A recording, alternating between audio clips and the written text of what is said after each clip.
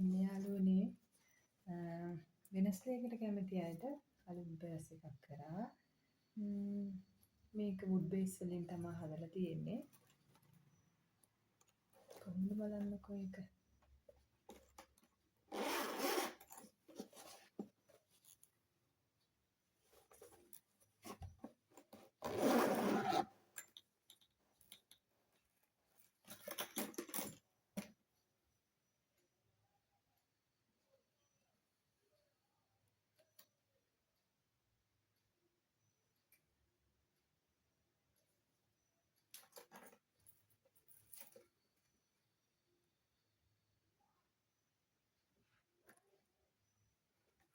කොහොමද මේ වෙනස හොඳයිද?